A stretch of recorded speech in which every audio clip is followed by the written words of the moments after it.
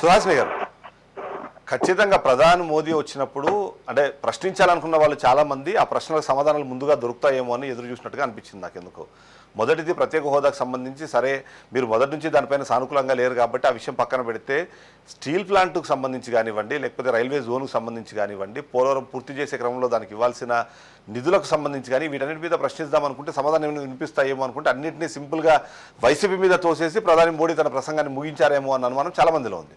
మీరేమంటారు? నమస్తే దామోదర్ గారు, ప్యానెల్లో ఉన్న పెద్దలందరికీ, వీక్షకులందరికీ నమస్కారం. ఏదో ఇంకా పాయింట్ తీయాలి కాబట్టి తీసి దాన్ని అదే కంటిన్యూ చేస్తూ మనం మాట్లాడడము కేంద్రం పైన అన్నది ఒక క్లారిటీతో కూడిన విషయమేగా అయితే నాకు కనిపించట్లేదు. ఏం చెప్పాలని ఎక్స్పెక్ట్ చేస్తున్నారు? ఇప్పుడు ప్రత్యేక హోదా విషయం మేము క్లియర్ గా ఫస్ట్ నుంచి అదే చెప్పాం. 2014 మేనిఫెస్టోలో ఉన్న దానికి ప్రజలు 2019లో దానికి మనకి సమాధానం వచ్చేసింది. కానీ దాని తర్వాత కాదు, ఎలక్షన్స్ ముందు కానీ తర్వాత కానీ మళ్ళీ మాట మార్చింది ఏం లేదు. సో 2019తో దట్ ఈస్ ఓవర్. మళ్ళీ 2024లో ఫార్ అహెడ్ 10 సంవత్సరాలు అయిపోయింది. ప్రత్యేక హోదా ఏదైతే ఉందో, ప్రత్యేక హోదాలో ఏదైతే 60-40% కాకుండా 90-10% ఉందో దాన్ని మించినవి ఏదైతే రీఆర్గనైజేషన్ దానిలో లేనివి కూడా ఈ రోజు ప్రత్యేక శ్రద్ధతో ఆంధ్రప్రదేశ్ కి కేంద్రం 10 లక్షల కోట్ల పైన ఇక్కడున్న ప్రాజెక్ట్స్ కానీ ఇక్కడున్న జాతీయ సంస్థలు కానీ మనకి జరుగుతున్నాయి.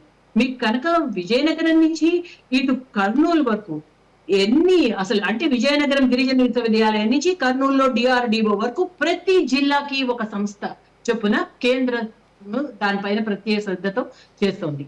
అండ్ అదే కాకుండా ఇక్కడ ఇళ్ల కేటాయింపుల్లో అన్నిటిలోనూ ప్రత్యేక హోదాను మించి కేంద్రం ఇక్కడ రాష్ట్రానికి చేస్తున్న విషయము నోటి మాటలతో కాదండి. ఇది ఇవాళ మోదీ గారు వచ్చి ఏదో సభలో ఏం చెప్తారు అని చూడటం వరకు అవసరం లేదండి.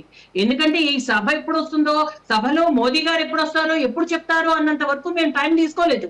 దానికన్నా ముందే ఈ 10 సంవత్సరాలలో ఏమేం చేశాము అన్నది వికసిత్ భారత్ సంకల్ప యాత్ర ద్వారా గ్రామ గ్రామానికి కూడా మేము ఏం చేశామన్నది ఒక కేటగారికల్ గా క్లియర్ డేటాతో మేము గ్రామాలకు కూడా వెళ్ళి చెప్పడం జరిగింది. అండ్ ఇక్కడున్న పార్టీలు అంటే ఎందుకు పొత్తు పెట్టుకుంటున్నాయి కేంద్రంతో అని ఇప్పుడు విశ్లేషిస్తున్నారు కొందరు. పొత్తు ఏంటండి, రాష్ట్రంలో రాష్ట్ర పరిధిలో చేయాల్సినవి చేస్తున్నారు వాళ్ళు.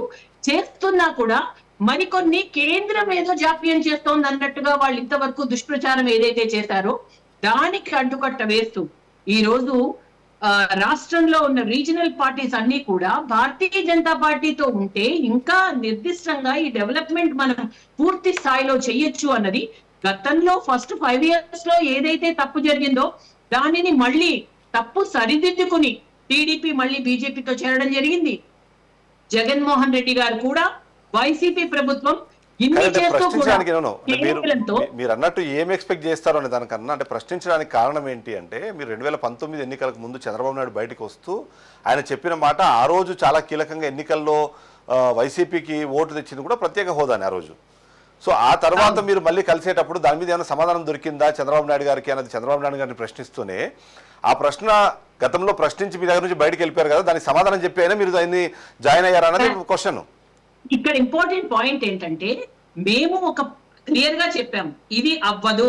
ప్యాకేజ్ రూపంలో మరింత వేగవంతంగా ఆంధ్రప్రదేశ్ డెవలప్ అవ్వడానికి మేము ప్యాకేజ్ రూపంలో ప్రత్యేక శ్రద్ధగా స్పెషల్ కేటగిరీ స్టేటస్ గా మేము ప్యాకేజ్ రూపంలో ఇస్తాము అని మా దానిలో చాలా క్లియర్ గా ఉంది. కానీ అబద్ధపు హామీ ఎవరిచ్చారు ఇక్కడ? మేమొస్తే హోదా తీసుకొస్తాము అని. ఈ ప్రశ్న మీరు వైసీపీని వేయాలి. ఎందుకు అబద్ధపు హామీ ఇచ్చారు? దేని మీద బేస్ చేసుకుని ఇచ్చారు? మేము కేంద్ర ప్రభుత్వంలో ఉన్నప్పుడు మేము చెప్తున్నాం కదా, ఇది ఇట్ ఈస్ నాట్ పాసిబుల్, అది ముగిసిన అంశము అని కేంద్ర ప్రభుత్వం చెప్తూ ఉన్నప్పుడు ఎందుకు అబద్ధ హామీ ఇచ్చి వచ్చారు? First point. రెండోది, మీరు ఇందాక అడిగినారు ఇంకో 2-3 పాయింట్స్. రైల్వే జోన్ అది 2019లో February 27నే రైల్వే జోన్ ఇవ్వడం జరిగింది. డిపిఆర్ కూడా దానికి క్లియర్ గా అయిపోయింది. కానీ రాష్ట్ర ప్రభుత్వం జాప్యం వల్ల అది రాలేదు. సో అది కూడా కేంద్ర ప్రభుత్వం పూర్తి స్థాయిలో మేము ముందుకు వచ్చాము. అండ్ పోలవరం కూడా గతంలోనే చంద్రబాబు నాయుడు గారు చెప్పారే 70-75% అయిపోయింది అని చెప్పి. అంటే ఇక్కడ ఏంటి, కేంద్రము రాష్ట్రంలో ఈవెన్ షెకావత్ గారు కూడా జలవనరుల శాఖ మంత్రి గారు ఫ్రీక్వెంట్ ఇంటర్వెల్స్ లో వచ్చి ఏం జరుగుతోంది, ఎంతవరకు పని అయింది, కేంద్రం నుంచి వస్తున్న ఫండ్స్ రిలీజ్ ఏ విధంగా ఉంటాయో మనకు తెలీదా? అంటే ఒకేసారి అది 100% సెంట్రల్ గవర్నమెంట్ ప్రాజెక్ట్. అందులో అన్డౌటెడ్లీ అందులో మాట మార్చదే. పూర్తిగా కేంద్ర సంస్థే, కేంద్ర ప్రభుత్వమే దాని బాధ్యత వహించింది.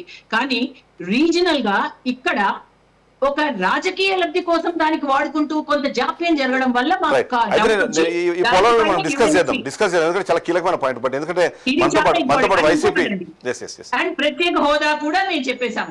సో ఏంటంటే పూర్తి చిత్తశుద్ధి ఇప్పుడు మీకు ఒక అవగాహన వచ్చే ఉంటుంది. అంటే రాష్ట్రంలో ఉన్న వాటికన్నా కేంద్ర ప్రభుత్వమే ప్రత్యేక శ్రద్ధతో రాష్ట్రంలో అభివృద్ధి కేంద్రం వల్లే జరిగింది, ఇక్కడ ఉన్న దానికన్నా అన్నది ఒక మనకి రైట్. ఒకసారి కనిపించట్లేదా?